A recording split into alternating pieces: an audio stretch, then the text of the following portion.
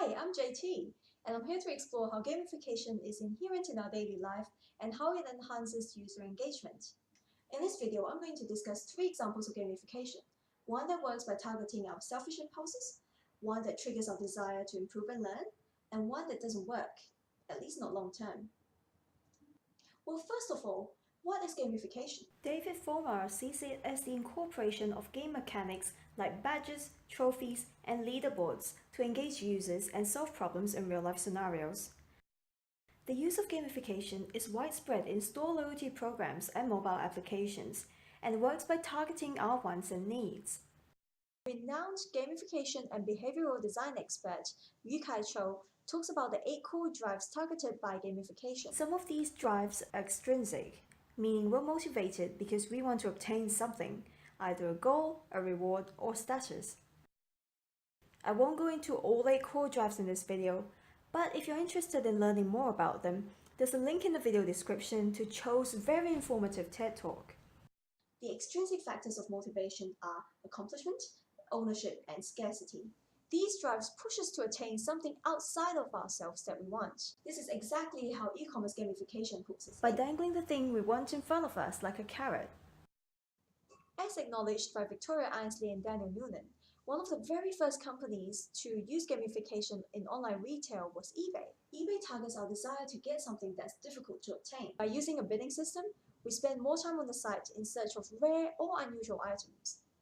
And those of us who win the spoils of war get a thrill from winning and keep coming back for more. But in the end, it's eBay and the other companies who use this system that win. As for us, we are the asses duped by the dangling carrot. And then there are applications like Samsung Health that make use of gamification for good.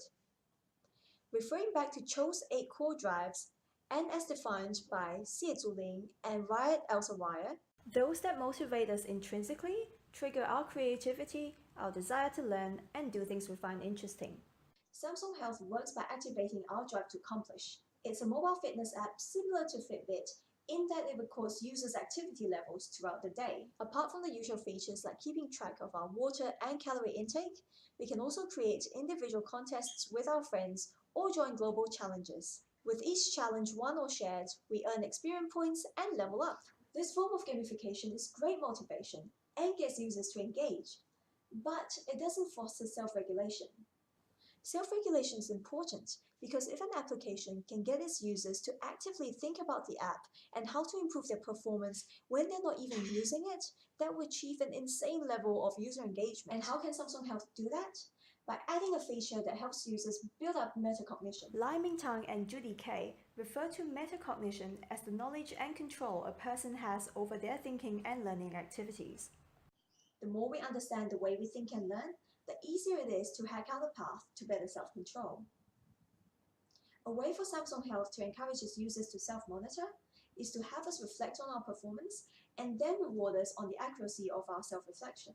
If we do this often enough, we will consciously be more active, monitor our own food and water intake patterns, and maintain better habits over time. Not only would this increase user engagement with the app, it would also help us improve ourselves. My third and final example is by far the biggest culprit of gamification: games. In most cases of game gamification, it's the effort that triggers the reward, not the progress. Users will continue to exert the effort to receive gold or trophies to encourage them to come back and play the next day. While some games make us use our creativity, our math skills, spatial reasoning skills, and more, the game I'm going to talk about doesn't even do that. It simply capitalizes on our addiction to the game for profit. Hsieh is a game that's guilty of using this tactic. It's a role-playing game that uses the freemium business model. First, it hooks players by giving out incremental rewards every day that users continue to engage with them. These daily rewards build up over time and condition users to log on consistently, because breaking the cycle would result in losing a huge reward. We convince ourselves that the reward is worth that little bit of time, but of course, we don't just log off after getting that gold or trophy, because now there's extrinsic motivation to play. Hsieh is a game that's guilty of using this tactic. It's a role-playing game that uses the freemium business model. Players who aren't willing to pay to get ahead have to put in hours of monotonous gameplay just to earn enough gold to achieve a task or to find an obscure item. Eventually, it's no longer practical to spend hours just for a fraction of advancement in the game, so we end up spending money to avoid carrying out repetitive tasks. Yes, they target our impatience to get something immediately, our fixation with experiences involving chance, our fear of losing, and to an extent our drive to improve something that's ours. But CB's gamification tactics only works for a length of time, until they don't. Because once the novelty wears off, there's less and less motivation for us to keep engaging. As for those who refuse to spend money in a game, mandated play isn't really play, it's just a form of coercion. In a way, gamification is like nuclear energy. Used for the right reasons, it can do wonders.